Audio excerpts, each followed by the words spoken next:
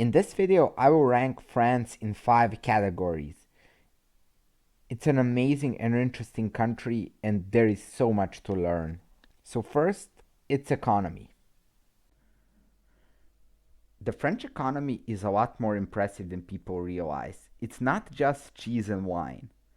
It exports cars, pharmaceuticals, aircraft, agricultural products, and also the things it's famous for: luxury products and quite a lot of cheese and wine. A lot of its production is in high-tech sectors. For example, in the area of civilian aerospace, it became the world's number one exporter, beating out the United States. It can use this capacity quite well. The country is a member of the EU single market, so hundreds of millions of wealthy consumers.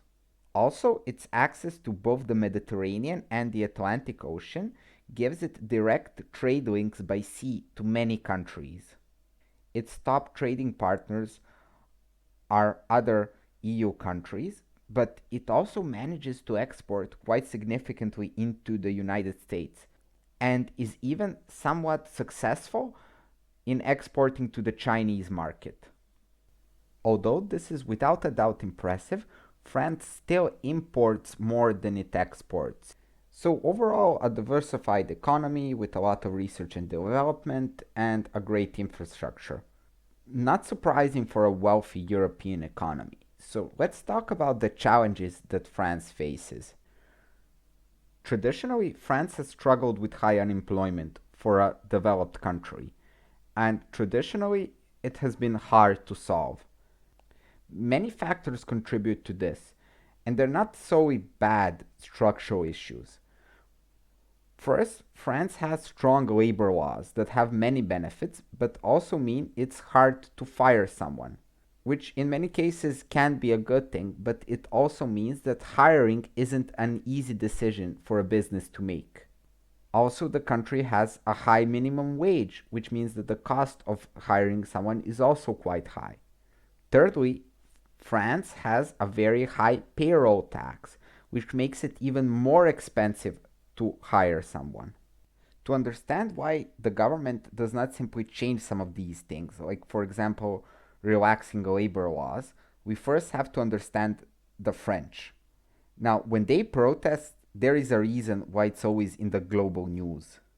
They simply don't give up. The protests last for months and they're always massive. If anyone can fight for their rights, it's the French. Now, this has many benefits that we'll discuss later, but it also has some drawbacks. It's very hard to change a system like that. Take away any rights or privileges, and the people will fight you on it fiercely. France also has strong unions that you have to take into account as well. It's definitely hard being the government in France. And pretty much only one thing is certain: you will definitely be hated. Recently, measures were taken to lower the tax burden and make hiring easier that way. And the situation is actually looking pretty good. France has had a strong recovery, and as I was researching this video, information came out showing the unemployment rate at the lowest level in 13 years. Overall, the Eurozone has had a fantastic year with the lowest unemployment ever recorded. Still, one thing needs to be pointed out: 7% unemployment in France and in some other countries are not really the same. France has strong safety nets, which means that being unemployed is a lot less devastating than in many other nations, like, for example, the United States. So, on its economy, thanks to its various industries, a lot of trade, good infrastructure, and a great result with lowering unemployment, and harmed by the fact that it imports more than it exports, France gets a 9 out of 10. Let's move on to stability. Again, France has many advantages and some drawbacks. It is in a stable region and a member of the European Union and the Eurozone. In times of crisis, it can access EU funds and count on support from other members. Also, it has a very good credit rating, which means that it can borrow money at low interest rates. And this is definitely a good thing because the drawback is that France does have high overall debt. As mentioned before, it's very hard to change anything in France that makes life more difficult for its citizens. But sometimes change is necessary. Where this might be most important is the pension system. People are having less kids all over the world and are living longer and longer. This is especially true in France, a country with fantastic life expectancy.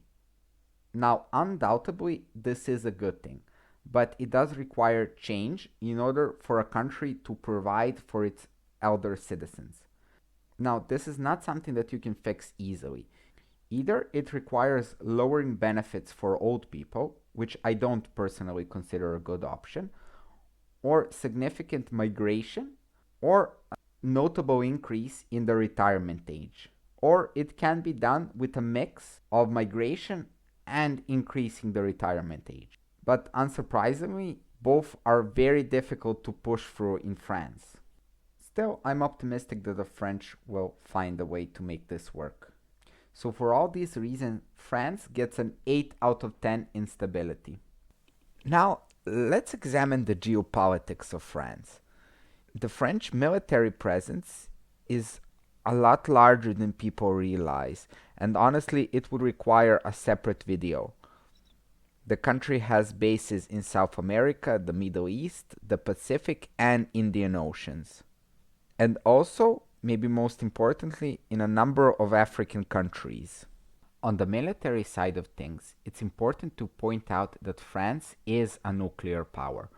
Although its arsenal is not numerous, it has nuclear submarine capabilities, meaning that it can serve as an effective deterrent. And hopefully, this will never be important. Still, France's most important international relations are with its fellow members of the EU. Like with other European countries, for most of its history it was surrounded by, at the best of times, rivals, and at the worst of times, enemies. And yet now France is surrounded by allies. We take that for granted today, but for the majority of countries on the planet, neighbors are a source of tension and fear, not friendship and collaboration. And having your neighbors as your closest friends is a major geopolitical plus. Regardless of your opinion of the European Union, this development has been definitely surprising and quite amazing.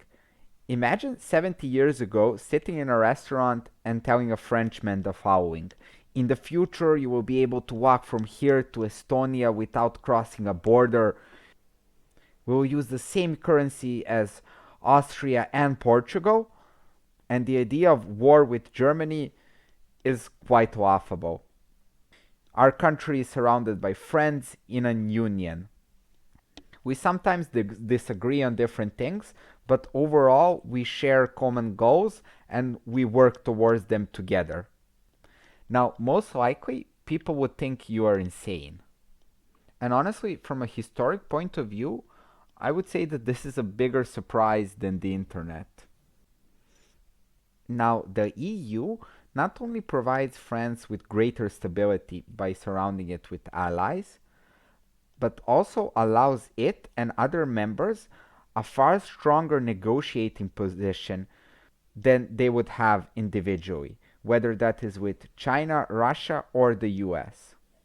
And this is something that France recognizes as it pushes for an EU army and further integration. But that topic definitely deserves a separate video. Taking all of this into account, the fact that the country is surrounded by friends, its own influence both within the European Union and outside of it, and the leverage and stability that membership in the European Union provides, France gets a 10 out of 10 in geopolitics. Now, what's it like to actually live in France? Now, from my experience, the French people I know would usually say that it's really hard. And honestly, life is never easy in any country. So let's see what the French state actually does to make life easier for its citizens. So, a 35-hour work week, good job security, one of the best healthcare systems in the world, while having it accessible to everyone, strong safety nets, child benefits, university education that is so cheap that it's next to free, 6 weeks of paid vacation. So I guess the government does do a lot. Rising house prices could be an issue in many parts of the country, but honestly, that's true everywhere and would probably deserve a video of its own. And when we take into account the falling unemployment numbers, things really look good for France. Okay, so one thing is definitely true. There is a famous saying that says that France is a paradise with people believing they're in hell. So, probably no country is a paradise or anything close to that. But comparing France to the rest of the world, I have to say, good job, guys. So, when judging the life of the everyday citizens, I have to give France a 10 out of 10. So, is France good for the rest of the world? Well, it certainly does some remarkable things. Most of its electricity is from nuclear and some of it is from renewable sources, so it doesn't impact the climate. Also, as France moves to using electric vehicles, its impact will be even less severe. Now, it still uses a lot of resources per person, and that does have serious consequences on both the future people of France and of other countries.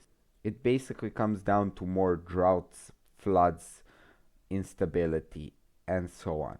But this is sort of sadly true for any rich country. Still, the country does give a lot in foreign aid and is a crucial supporter of the African Green Wall project. A project that, if done completely, will save millions of lives.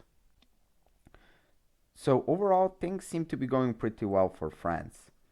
It's doing better on the environment front than many other rich nations and is supporting some crucial projects. And I wish I could stop here and give France a nice grade and end the video. That is, if it wasn't for the French actions in Syria and to a larger extent in Libya. Now, these topics definitely deserve a video of their own, and honestly, they just make me sad. Long story short, both countries were ruled by dictators, and France, with other countries, supported the rebellion against them. Now, the thing is that even if we say that we believe the official government's reasoning that it's about protecting people and fighting for freedom, it was obvious from the start to pretty much anyone how these things would end. In the most unstable region on the planet, when you take down a government, you just leave a power vacuum that will be filled by many warring factions that will fight for dominance. And this is exactly what happened. The consequences were disastrous. Thousands and thousands of people were killed, millions were made into refugees and left without a home. And even to this day, peace is not in sight. The only thing certain for the people living there is disease and famine. And from a strategic perspective, these two interventions were beyond stupid, as we have seen, since both of them have backfired both on France and Europe as a whole. Destabilizing these two countries created the migration crisis and later the rise of ISIS. Of course, France is not solely responsible, but I have to acknowledge that, especially in Libya, it played a significant role.